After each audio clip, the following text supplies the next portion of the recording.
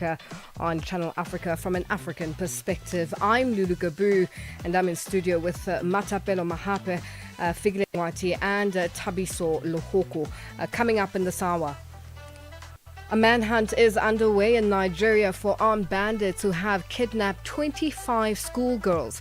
And a landmark G20 social summit is underway ahead of this weekend's main G20. But first up, the news with Matapelo, followed by our sports headlines with Figile Ngwati. SABC News. The African Perspective. Thank you, Lulu, and good afternoon. Starting off with the story, the head of the humanitarian aid organization, A Gift of the Givers, Dr. Imatias Suleiman, has sought to clarify that his organization did not break the law in helping the refugees that flew into South Africa from Gaza without following proper immigration protocols. This follows the uproar after the arrival of a group of 153 Palestinian refugees who landed in South Africa on a chartered flight from Kenya to seek asylum. The country's government has also raised red flags over the mysterious arrival of the plane. Suleiman said that Gift of the Givers were called in to assist the refugees after they had arrived in the country. First of all, the Gift of the Givers did not bring this plane to South Africa. People need to understand that. We were called in to assist the refugees because we heard they were in the airport in South Africa and basically helping the government to take care of the refugees. But this is what we do. We benefit nothing. We're an NGO. We look after lives. We save lives in the country and outside the country. We take care of refugees, ordinary people, people in our country, outside the country. We intervene in 47 countries. We assist people taking away pain and suffering. This is what we do. We don't get any benefit out of it. And businessman Brian Mokgotsi has told the Madlanga Commission of Inquiry in South Africa, Pretoria, that he is an agent for the country's crime intelligence.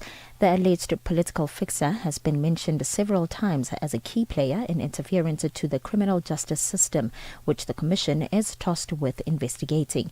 Mokgotsi has claimed in recent times that he survived a hit when his car came under fire in the East Rand. He has also dropped a bombshell that Vusmusi Matlala is the so-called John Wick that terrorized the Pretoria communities. There is something called Boko Haram. It was a presentation, intelligence presentation, which was presented to the former minister Bekiteli. The Boko Haram, it talks to a man who was known as John Wick. This John Wick appears on the presentation of the intelligence presentation which was presented to Minister Bekiteli. It has a picture of John Wick, his ID number. It has his previous convictions, pending cases, and everything, all the matters that were withdrawn against him. It was in 2018 October, Commissioner. Commissioner, John Wick is Vosemose Ketmatlala. A European human rights group is calling for the French energy giant Total to be charged with war crimes after an alleged massacre in Mozambique in 2021 at a huge natural gas site. The group accuses the company of complicity in the killing of nearly 100 civilians. The BBC's Andrew Harding has the details. In the aftermath of a deadly attack by militants in a remote area of northern Mozambique, male civilians were rounded up and held in shipping containers at Total's coastal gas plant. Most were killed. Total officials have denied any wrongdoing, arguing that they're not responsible for the actions of Mozambican security forces. The case, filed with anti-terrorism prosecutors in Paris, argues that Total cut a deal with Mozambique to guard its gas plant, knowing full well that the country's troops had a long record of human rights abuses. And Britain has said it will make refugee status temporary and speed up the deportation of those who arrive illegally in the country. This is a major overhaul aimed at stemming the rise of the populist Reform UK Party and tackling abuse of the current system, outlining charges to how the European Convention on Human Rights should be interpreted by UK courts. Interior Minister Shabana Mahmood said the country's current asylum regime was more permissive than other countries in Europe and was not designed to deal with the large number of people moving across the globe. Onto this now, the resolution that the UN Security Council has adopted makes a reference to Palestinian self-determination and statehood. It endorses U.S. President Donald Trump's peace plan for Gaza and authorizes an international stabilization force to the enclave. The adoption had 13 votes in favor with 2 abstentions from China and Russia. Sherwin Bryce Peace reports. The resolution also authorizes member states working with the Board of Peace to establish a temporary international stabilization force that would be deployed by participating states. It would work in close consultation with Israel and Egypt alongside a newly trained and vetted Palestinian police force to help secure Gaza and destroy and prevent the rebuilding of military and terror infrastructure while decommissioning weapons from non-state armed groups in addition to protecting civilians and humanitarian operations. Hamas has since insisted it would not disarm and that its fight against Israel was legitimate resistance, while Israel's leadership has signaled its opposition to Palestinian statehood, raising questions about certain elements of the binding text. For any news stories you'd like to share with us, please send an email to newsroom@channelafrica.co.za or call us on +2 711 714 4459. For Channel Africa News, I am Matapela Mahape. SABC News. The African Perspective.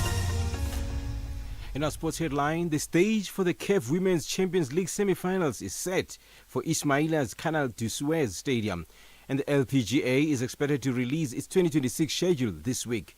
I'll be back with these and other stories at the bottom of the hour. Africa Update, your daily dose of African insights with Lulu Gaboo on Channel Africa.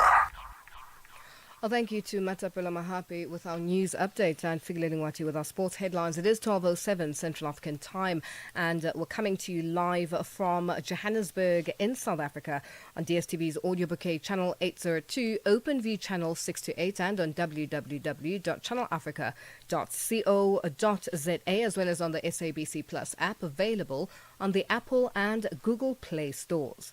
Now join us in conversation on our social media platforms. That's on X, Instagram, and subscribe on YouTube at Channel Africa 1. On Facebook at Channel Africa, you can also send us your comments and voice notes to +2 763 406 9126 #Africa Update, and let us know which country you're in. And if you have any stories that you'd like us to highlight or to focus on, send us an email. It is newsroom@channelafrica.co.za, or give us a call on +2 711 714 4459. The G20 Summit through African eyes, live updates, and expert voices only on Channel Africa. Well, today on #Africa Update Asks, a manhunt is underway for at least 25 schoolgirls who were abducted in an attack on a secondary school in northwestern Nigeria. A teacher was killed while trying to protect the students, and another staff member sustained gunshot wounds. Now, our question to you today is, what do you think needs to be done to protect the children from armed bandits? Share your thoughts and your views on all our social media platforms. That's on X, Instagram at Channel Africa 1, on Facebook at Channel Africa.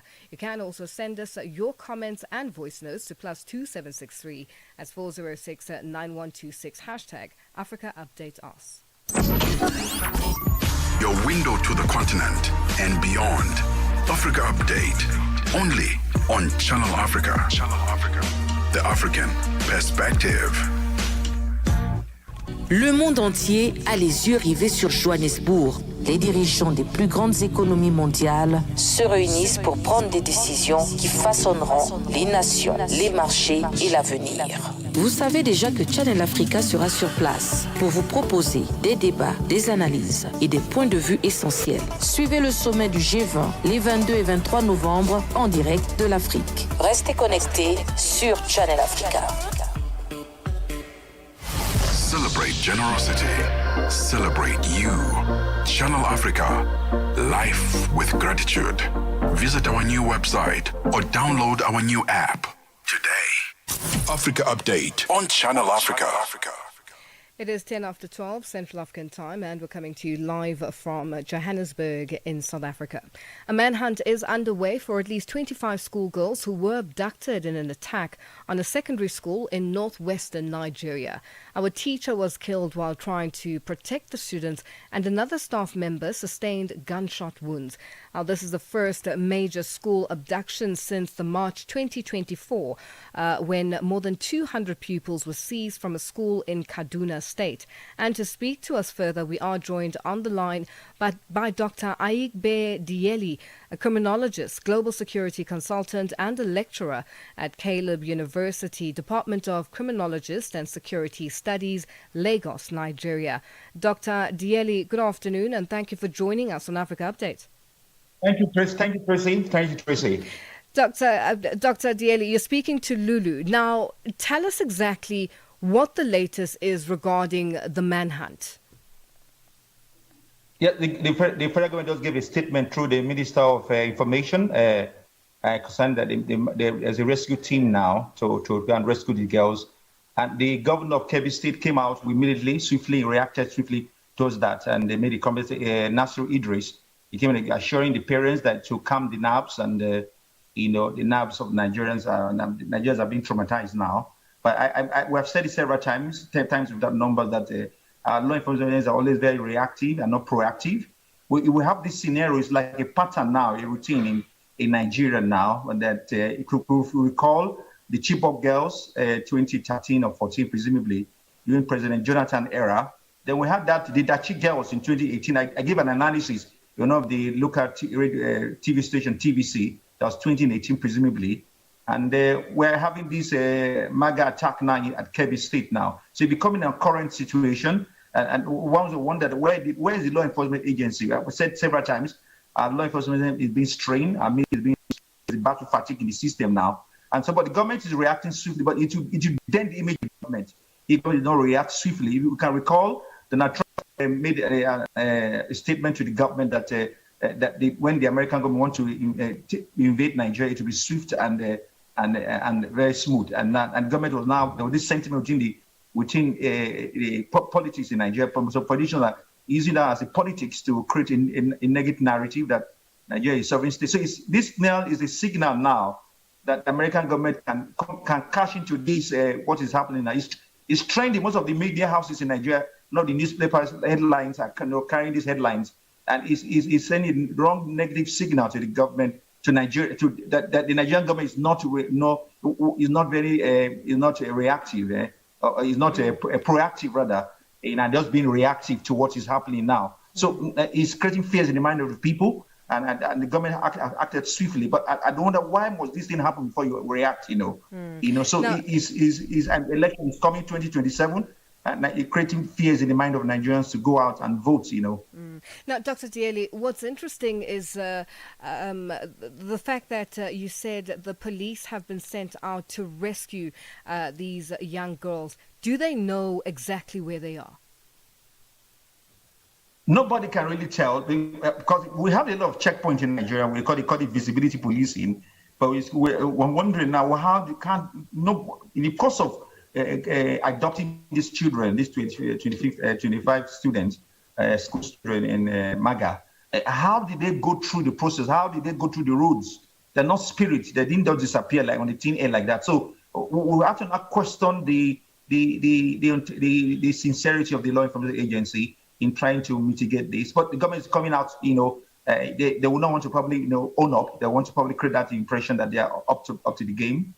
And so the Minister of Information has reacted swiftly, and the President made a statement to that there will be no resting for kidnappers. But the bandits are becoming more audacious now, knowing that our law enforcement agencies are not, there's a battle fatigue in the system.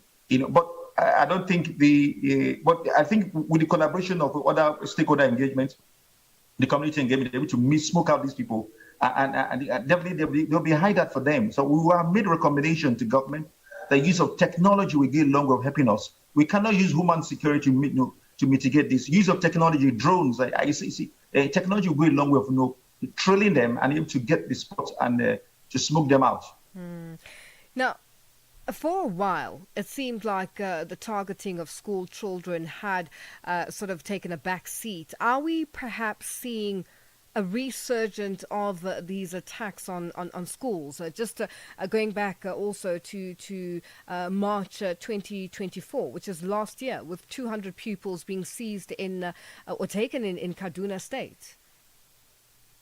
Yes, it's becoming a current now. It's becoming a trend now, a pattern. So I'd like to know this, to mitigate that. It seems the bandits are top of the game. That this strategy adopting the guerrilla warfare, and it's really cutting the military napping. And but I understand the psyche of the military. There's a lot of battle fatigue now. The military are not even meant to come to in terms of policing and law enforcement. Therefore, external aggression. But because of the inability of the police to be able to do that, the military is coming into it, and there's a battle fatigue.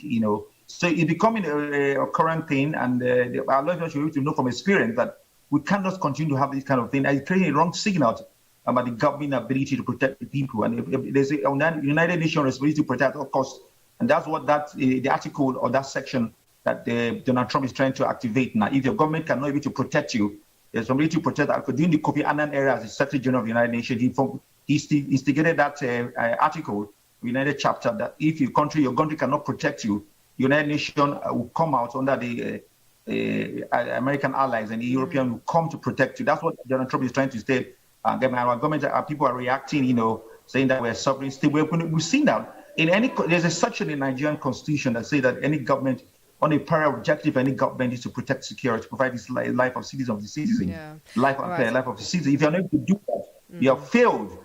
So government is not always only going to own up. Their politicians, Tracy, they will not want to own up. They want to admit they have failed.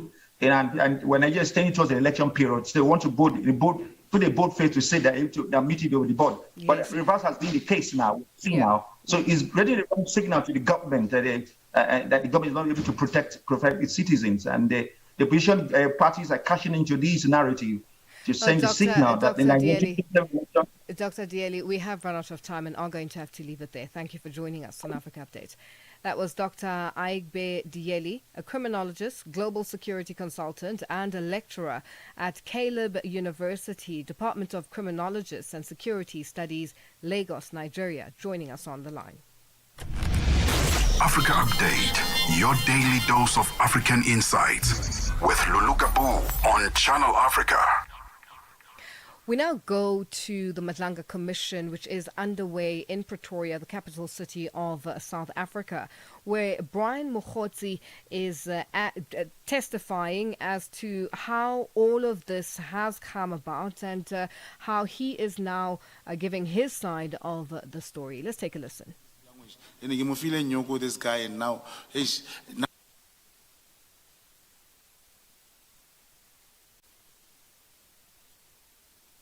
Tune in and turn up the volume. This is Channel Africa. Africa Update with Lulu Gaboo, 12 to 1 p.m. Central African Time.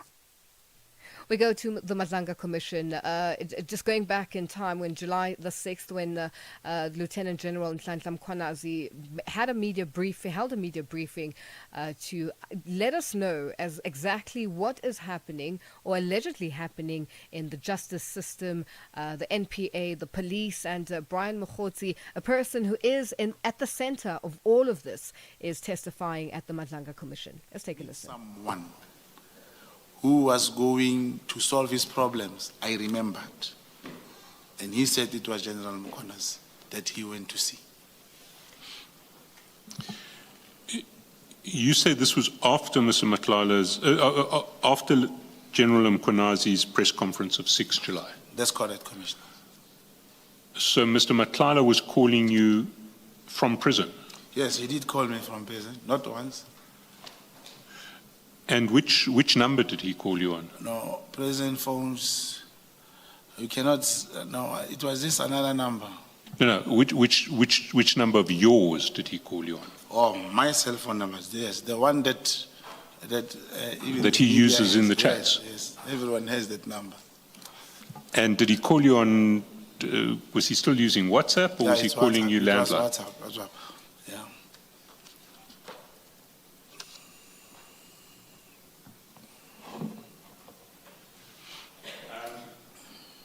Then in 48, you talk about some other calls from prison. Can you just briefly describe those? Yes. He did call me, of course, from prison, but we were discussing like his strategy, how was he going to get bail, and what is happening, what is transpiring, and what is he doing all it, like what is happening to him, like his plans of getting bail. Let me take you back to the visit to Durban. When Mr. Matlala said that he was going to go to somebody who would solve all of his problems, was he referring to the problems he had with regard to the tender? Yeah, he was mentioning, yes, particularly in SAPS. Yes. I'm thinking the tender, as I understand, was a tender concluded at national level. Did Mr. Matlala explain how the KwaZulu-Natal commissioner, SAPS-commissioner, would have assisted on this? He never said, can I, this is an omission. Honestly, I thought maybe he was going to meet General Tele or someone close to General Tele. But then I only got surprised when he said it was General Mkonazi and I was in his house. And you did not ask when he told you, did not ask, how did you think the KZN SAPS-commissioner would have helped you on something like this? No, I did not ask him, commissioners.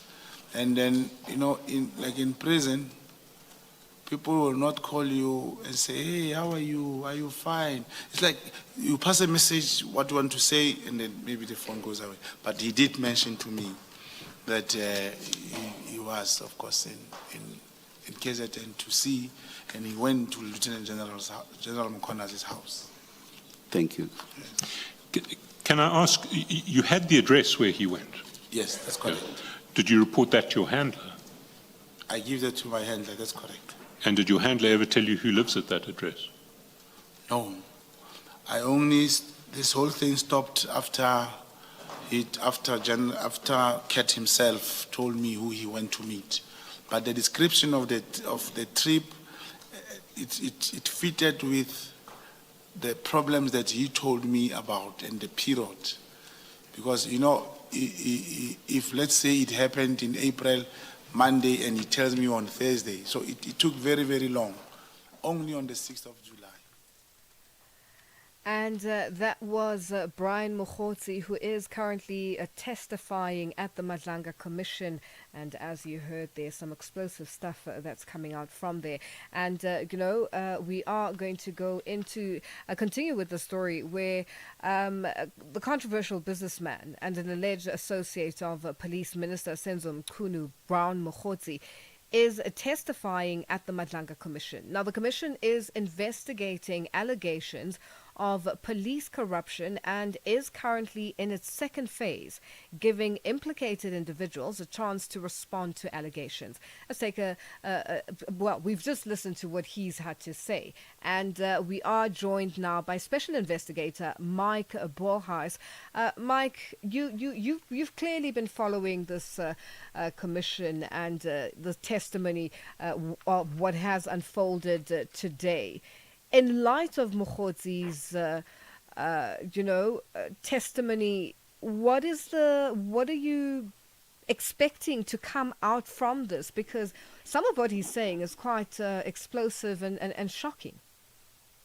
Yes, I obviously didn't hear the end part because I was on several media outlets, so I apologize. But it's too early to tell exactly. But let's see in the end if he's going to be forthcoming and if he is going to tell the truth as it is and expose his role. Because remember, he is an integral part in organized crime. He is known as an informant. He is known as a go-to guy. He is known as a businessman, part of the organized crime set up in South Africa with top structure in government, police, and other businessmen, as well as with violent crime criminals. And obviously, he is now a target as well, because I'm sure if there's one man that they would not want alive anymore, I can say it as that, it would be him. And just listening to earlier on, I got a chance to listen to some of his statements and his testimony, and he spoke about the fact that Lieutenant General Nhlanhla Mkhwanazi was a CIA spy, for lack of a better word, including the Zulu King, King Mrs. Zulu, and there's a lot that's coming out. Is it realistic? And, can it be questioned? Because in the same breath, it comes across as if he's trying to create a sort of spin. Yeah. Yeah. Obviously, isn't that what a criminal will do? And I call him a criminal. And I've said it before, that none of these men that have been called so far are totally upfront and straightforward and honest and saying, listen, I've done something wrong. I'm sorry. Let's protect the country. Let's own up. Let's protect and serve. Let's do our job. I'm so sorry. I'll give the cars back, the money, whatever. Solve the problem in South Africa and let's save our country. Is there anyone that does that?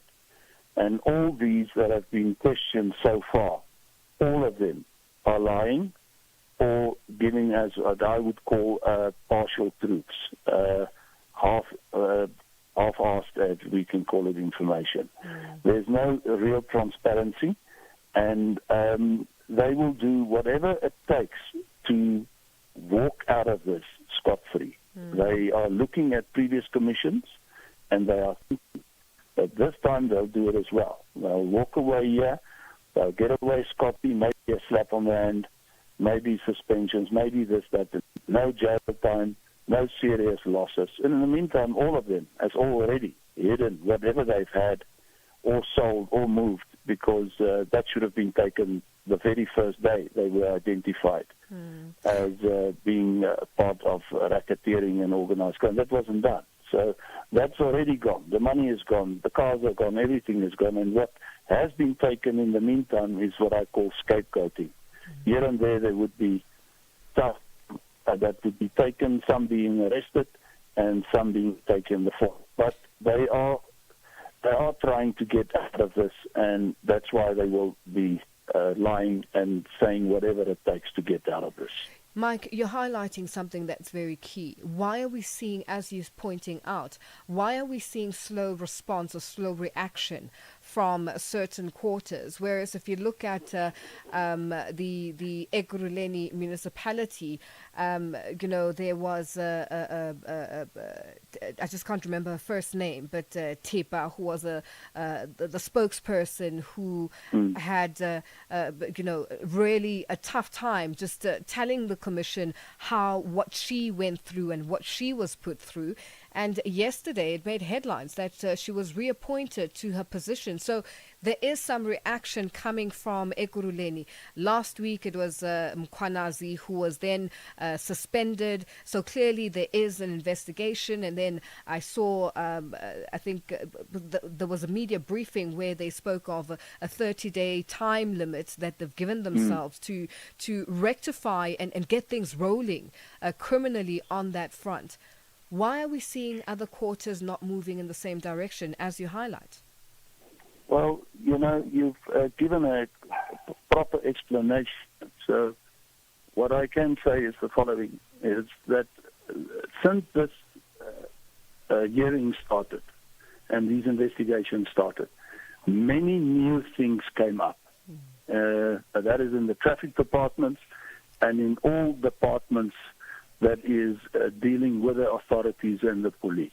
So that's why we see things that has been all long wrong also now being identified. As we've seen with EMPD, the Mkhwanazi Julius Nkwanazi there, where he was identified as being a criminal for years and being involved with the other organized criminals in the police and on government level. So you have to look at it from the beginning, where somebody starts talking and then this person is mentioned and then this and this, and eventually, hopefully, this is what we're looking for, is that eventually everything will come out and everything will be presented to the hearings and the inquisition, so everything is presented and that informed decisions can be made and proper consequences. Because my other concern is about consequences. Who is going to act on all the findings? Who's going to do the arrest? Who is going to replace these generals? Who is going to be in the place of all these criminals? Who's going to run the country? Who's going to protect and serve us? Mike, we have run out of time. I wish we could just take this even further, but unfortunately we are going to leave it here for today. Thank you for joining us on Africa Update. That's Specialist Investigator Mike Borges joining us on the line. It is 12:30 and our news headlines up next with Matapelo Mahapi. SABC News. Headlines. The African Perspective. Thank you, Lulu. Headlines this hour. The head of the humanitarian aid organization, Gift of the Givers in South Africa, Dr. Imatias Suleiman, says his organization did not break the law in helping undocumented Palestinian refugees who landed in South Africa from Gaza recently. A group of 153 Palestinian refugees arrived in South Africa on a chartered plane from Kenya to seek asylum. And a French energy company is facing war crimes allegations which it denies over a massacre near its multi-billion-dollar international gas project in northern Mozambique in 2021. And Israeli Prime Minister Benjamin Netanyahu announced plans to urgently convene cabinet ministers to address recently escalated violence against Palestinians in the occupied West Bank. More details on these and other stories at top of the hour. SABC News. Headlines. The African Perspective. Sports on Channel Africa. The African Perspective. In this hour in our sports update, we begin with football news. The stage is set for the semi-finals of the CAF Women's Champions League. Ismaila's Canal de Suez Stadium will play host to the two highly anticipated semi-final clashes between AS FAR and TP Mazembe, as well as ASEC Mimosas and FC Massa, all taking place today. AS FAR versus TP Mazembe, a blockbuster rematch of last year's final, opens double-header showdown. AS FAR, runners-up in 2024 and now entering the fifth consecutive semi-final, an unmatched record, arrive with one objective of reclaiming the continental crown that slipped from their hands last season. Standing in their way are defending champions TP Mazembe, built a team on discipline and a growing reputation for delivering on the biggest African stages. With both sides boasting elite quality and tactical maturity, the encounter promises fireworks.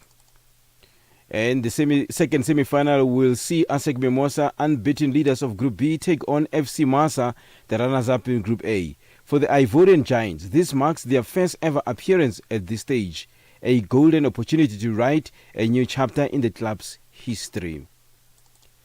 The public internet version of the video assistant referee offered by Quality Media Production is best suited for South African conditions. That's according to Minister of Sports, Gayton McKenzie Senior Advisor Charles Cilliers.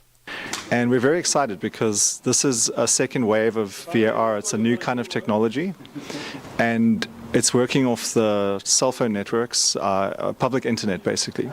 And it's going to work very well for us in South Africa if we can go with this option. Right now, Daniel and his team are looking at the different possibilities, but we're looking for what can be the fastest, the cheapest, and the most sustainable for us, that we don't have to invest too much in infrastructure, and we can get this thing up and running in the shortest amount of time.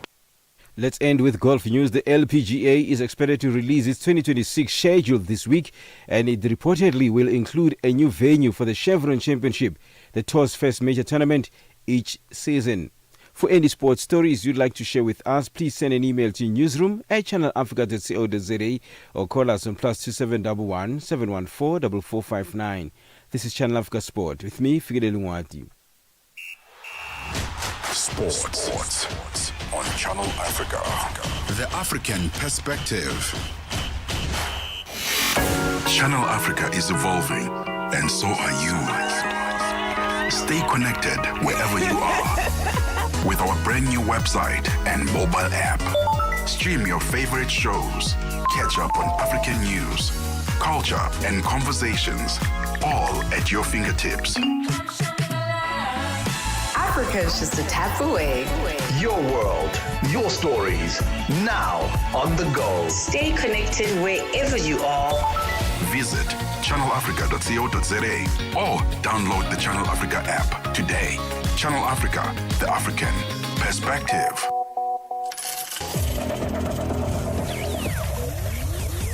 Business news on Channel Africa, the African perspective. A very good afternoon. The Democratic Alliance Party in South Africa says that the country's Northern Cape province has requested an urgent investigation into 6,000 incidents of irregular expenditure in the provincial roads and public works department. It has cited over $216 million. The DA's provincial spokesperson for roads and public works, Gisela Opperman, says that the road rehabilitation project in Part 2 is one of the contracts in question.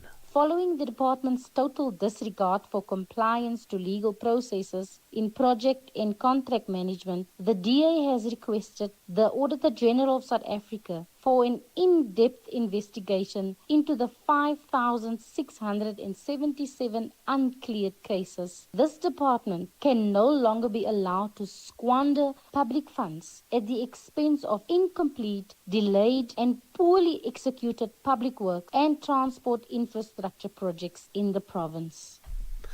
South African retail chain Pick n Pay's founding Ackerman family has sold about 64 million shares more than a year after pledging to cede control of the struggling grocer.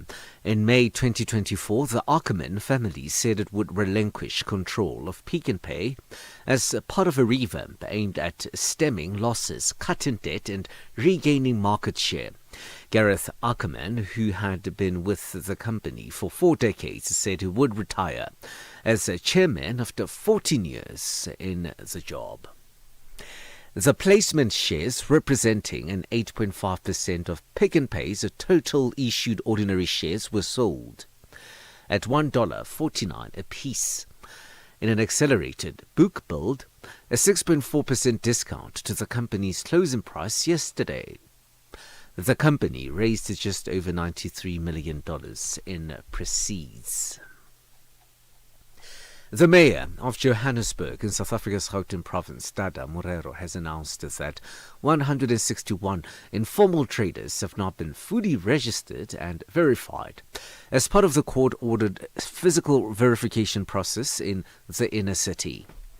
Morero says the city started issuing smart card today, with the 44 traders receiving their cards immediately, while the remaining traders will get theirs by Friday. The city says that the low turnout confirms that the majority of those who were on the list they received were illegal foreign nationals. Dada Morero briefed the media. We are now issuing smart cards today of 44 of the 161. The rest of the balance will be issued with their smart card by Friday, and they will be allocated to their stalls. So the allocation starting immediately as of today, so that they can start trading and target the month end of November so that they can begin to make reasonable profits. South African Labour Federation, COSATU, has called on leaders to address the increasing prevalence of social ills plaguing the country as they appear on various stages leading up to the G20 summit at the weekend. This, as South African Deputy President Paul Mashatile is expected to deliver a keynote address at the G20 Social Summit's opening ceremony in Ekurhuleni, east of Johannesburg today. The two-day summit aims to apply, or rather amplify, the voices of civil society, grassroots organizations and communities focusing on global issues affecting them. COSATU national spokesperson is Zanele Sabela.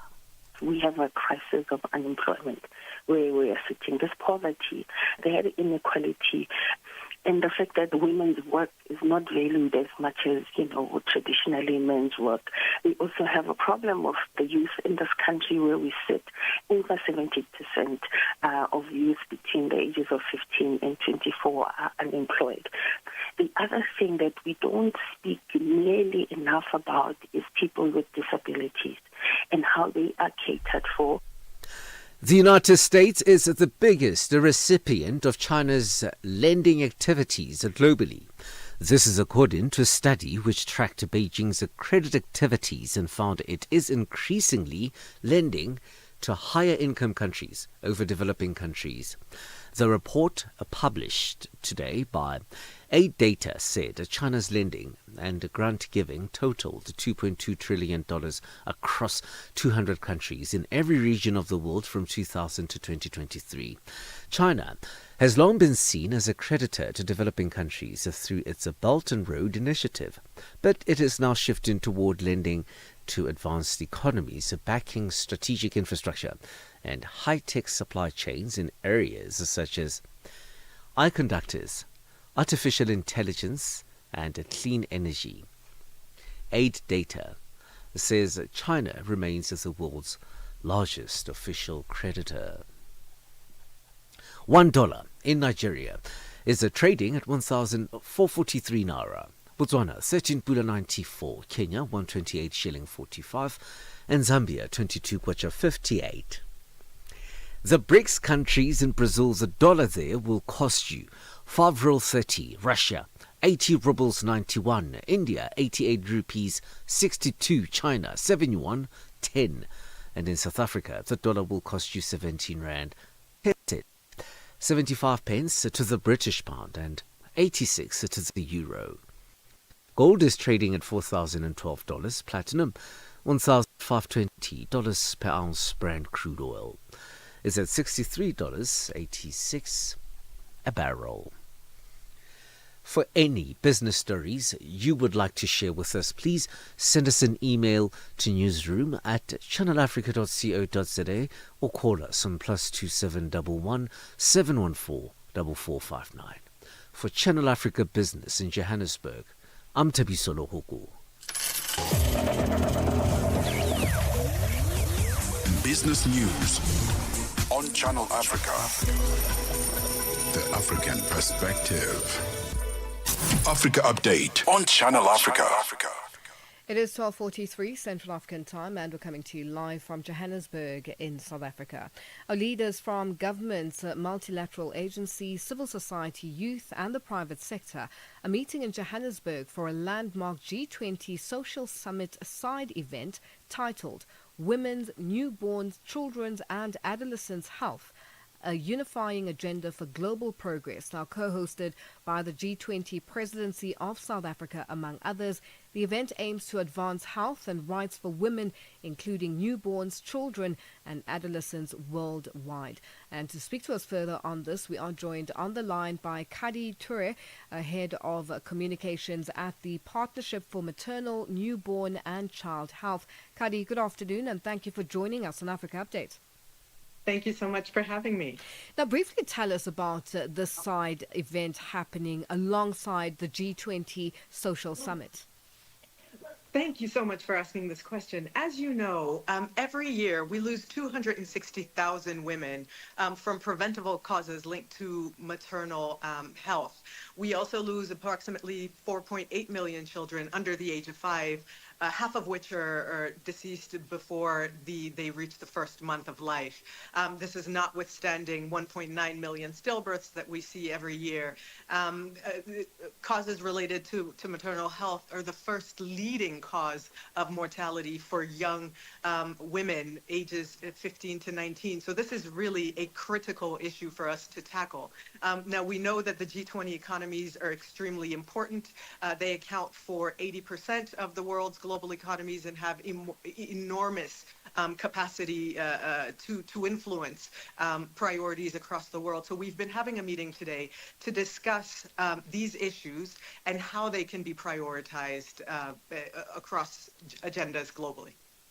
Now, you speak about inequities threatening decades of progress in child and maternal gains. What are your recommendations on dealing with this? Definitely, we see these inequities. We've made some progress. So in the past 20 years, maternal mortality has decreased by 40% and child mortality approximately 50%. But that progress hasn't been fast enough, and it has been inequitable in the ways that it has happened. 70% of that mortality happens on the African continent. We also know that progress has been slowing for the past 10 years due to a number of conflating factors, but including climate change, which affects these populations, conflict settings, humanitarian settings also provide difficulty for these populations. And we are now seeing shifts in financing as well that play into this.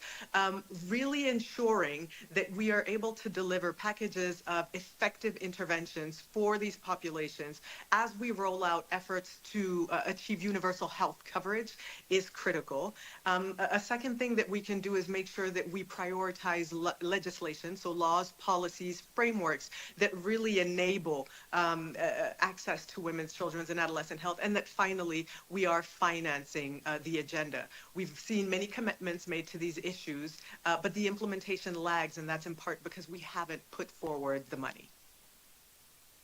And how will this side event contribute to future health outcomes of populations that have been mentioned?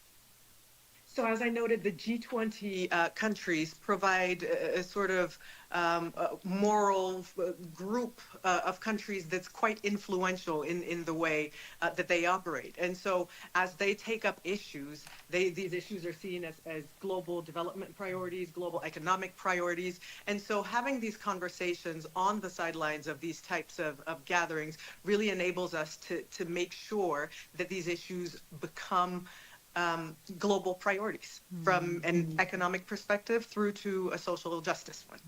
And what have you found so far since the start of this summit? And what are you hoping that by the end of this, in terms of accountability, time frames, and because these are things that sort of fall by the wayside when there is no follow-up from anyone. What measures are going to be put in place to ensure that what I've just mentioned, accountability, time frames, and all of that is then adhered to? So we've heard many calls from some of the partners that spoke at the event today. One, to have specific language in the outcome documents of the Social Summit, but also of the Leaders Summit, referencing these as critical priority issues. We have heard calls for increased systematic reporting on these issues, not only within the G20, but also within regional institutions, for instance, the African Union and other mechanisms of the sort. And what the rationale behind that is that if there's systematic reporting on these questions, then we start to hold ourselves to account. There's also been a call for systematic civil society engagement, both in G20 processes and in some of these regional processes as well, building them in as a critical partner for accountability. And just being there on the ground and seeing just the different people that are there, young people, the youth representatives, women representatives, civil society organizations, what is the feeling like? Oh, it's electric, I think would be the word that I like to use. There was singing, there was screaming, but it just seems to be encouraging is what I'm hearing. People are committed to these issues. We have faced a very difficult year with cuts in funding to a lot of these issues with shifts in solidarity. and with changes in multilateral landscape. But that doesn't seem to have deterred anyone. What we're hearing is these are priorities, this needs to be done, these are issues that we can tackle, that we are responsible for, and that we will drive. Obviously, everyone has a role to play, and so the young people, civil society are holding governments to account, they're calling out development partners, but they themselves are very enthusiastic about it, and it's been an encouraging conversation. Kadi, it's been a pleasure. We'll leave it there for today. Thank you so much. That was Kadi Toure, Head of Communications at the Partnership for Maternal, Newborn and Child Health, speaking to us on the line. Be inspired. Stay informed. Channel Africa, the beauty of life. Now available anytime, anywhere with our new app. Zilipendwa na Abedi Jean de la Croix. Leo tujadili kuhusu chipukizi wanaoimba nyimbo za wasanii wengine. Unadhani hili linatokana na nini, Omari? Nadhani kweli kwamba tukizama muziki ya sasa, hasa wasanii ambao ni chipukizi, kwa kweli kwamba yani karibu kutoka muziki wao wenyewe, lakini wanakuwa wanataka kuhubiria muziki ya zamani, hizo muziki ya wengine ambao ni taimbo. Wengine wanadai kufanya hivyo ni kupromote vipaji vyao haraka ili waweze kujulikana. Je, yawezekana kukawa na ukweli wowote au ndio kukosa kabisa kipaji cha kuandika mistari? Ndio, unaona kwamba msanii anapoazimia kwamba kuchukua wimbo mwingine au msanii mwingine na kurudia mara mbili sivyo, haionyeshi kwamba yani ndo wanaanza kazi ya Africa Update on Channel Africa. It is 12:51 Central African time, and we're coming to you live from Johannesburg in South Africa. Matsiko of The Upside is here. Give us an update. What's coming up today? On the upside, just after 1, we are exclusive on the show today. Actually, we're going to be speaking to Dr. Tebe Igalafeng, and he has traveled across the continent, all 53 countries, and he's written a brand new book, Rooted and Rising. So we're going to be talking to him about the new book, one that I call an African manifesto, one that every African person should read. So that's one of the exclusive coming up on the show. That's all coming up at the top of the hour with Matsiko Moseto and Deboho Lekuleni.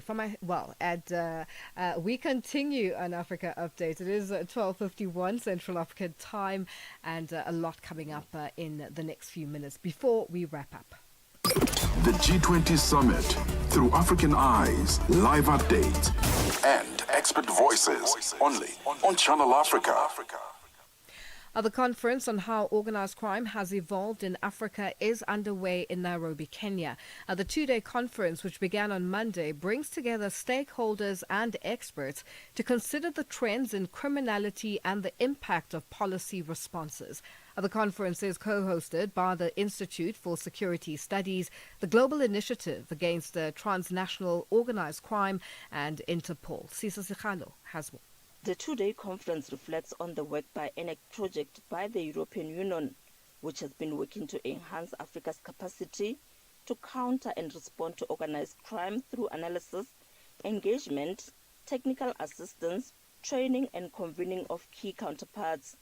Throughout the program, these activities supported policymakers, law enforcement and civil society practitioners to develop informed interventions that tackle the threat of organized crime on the continent. However, transnational organized crime remains a serious and complex threat to governance, security and development in Africa.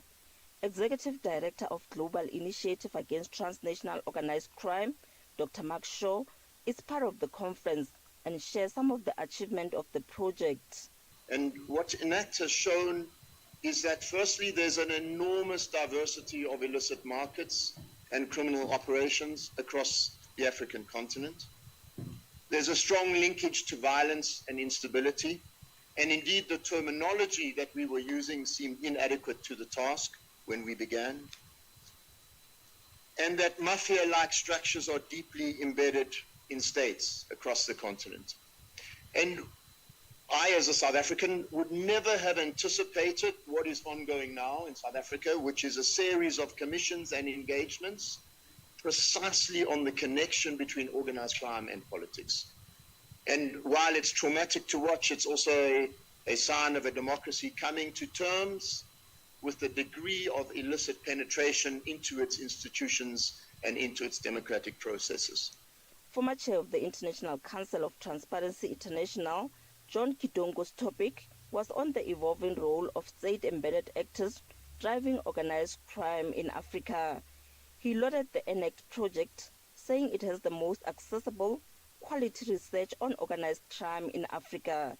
Kitongo reflects on the evolving role of state-embedded actors driving organized crime in Africa. What's unique about this report is that yet once again, the state-embedded actors continue to be central to organized crime in Africa. And this is despite the fact that over the last 40 to 50 years, we've seen a gradual improvement of all circumstances, economic and political as well. This generation of Africans are the wealthiest over the last 80 years, the healthiest over the last 100, and the most educated. And yet, we continue to have these challenges that have been described so well in these reports. The challenge, though, is that even as things are today, criminality that is fed by generalized governance failures produces a situation that the report disassembles extremely well, where the distinction between political leadership in some of our countries and criminals too easily becomes hazy. Head of Interpol Regional Bureau Nairobi, Africa Apollo, highlighted that organized crime in Eastern Africa is diverse and multifaceted, ranging from east to commodity trafficking, including drugs, firearms, fraud and fauna, mineral resources, and even humans, including financial and cyber crimes. Therefore, it was not surprising for ENACT Organized Crime Index to rank the region as number 1 in terms of criminality. He called for more investment in efforts to address instability and criminality in the region. Partnership for us is not a choice. It is a crucial part of our strategy to address the complex dynamics in this region. Under ENACT project, for the past more than 8 years, we have witnessed an intensification not only in the organization of joint events, but also in the generation and dissemination of knowledge and skills. The work of ENACT has improved policing in our region and strengthened the capabilities of YEPCO member countries to address terrorism. I would echo what the previous speaker talked about, women action, strengthening of capacities, not leaving behind our female officers. Through its evidence-based research, human trafficking and smuggling, its exploitation of natural resources, including lakes, forests and mineral resources, cattle rustling, drugs, vehicle theft and illicit trade in sandalwood, and many other groundbreaking studies, ENACT brought to the forefront some of the critical and undercutting organized crime issues in the region. The conference ends on Tuesday. For Channel Africa, I'm Sisi Sekhalo in Johannesburg, South Africa. Africa Update on Channel Africa. It's 12:57 Central African time, and we're coming to you live from Johannesburg in South Africa. South Africa's political party, the ACDP, says it will not let the controversial arrival of 153 Gazans at OR Tambo International Airport last Thursday to go unnoticed. The party accuses the government of bypassing immigration laws to allow the group into the country despite incomplete documentation. President Cyril Ramaphosa has defended the decision, saying government acted out of empathy and compassion and that their presence is now under full review. Mkokeli Bandla has more. The arrival of the Gazan nationals has sparked questions over whether proper immigration procedures were followed. The ACDP says it is deeply concerned about what it sees as government's quick response to international matters, in contrast to slower action on pressing local crises in communities plagued by crime. Wayne Thring is the deputy president of the ACDP. Surprisingly, some ministers are quick to respond to Palestinian issues, but slow to respond to key service delivery issues of ordinary South Africans, and slow to respond to intervene on the Cape Flats and Khayelitsha, Langa, Westbury, Wentworth, and Phoenix, Kwamashu areas, where our young men are gunned down on a daily basis. President Cyril Ramaphosa explained why the government allowed the Palestinians to enter. He says the decision was driven by compassion in South Africa's long-standing support for the Palestinian people. Ramaphosa says Home Affairs, DECO and intelligence agencies are now evaluating the matter. And that report by Mkokeli Bandla. And that's how we wrap our Africa Update today. It's been a good day. Continue with us on our social media platforms and let us know your thoughts on our questions on hashtag Africa Update Ask. A manhunt underway for at least 25 schoolgirls who were abducted in an attack on a secondary school in northwestern Nigeria. A teacher was killed while trying to protect these students. Now, our question to you today is, what do you think needs to be done to protect the children from armed bandits? Share your thoughts on all our social media platforms, and that's where we leave it. Goodbye. Let's do this again tomorrow. SABC News. The African Perspective. Thank you, Lulu. With the news at 1 o'clock, I'm Matapela Mahape. Good afternoon. Starting with the story, the head of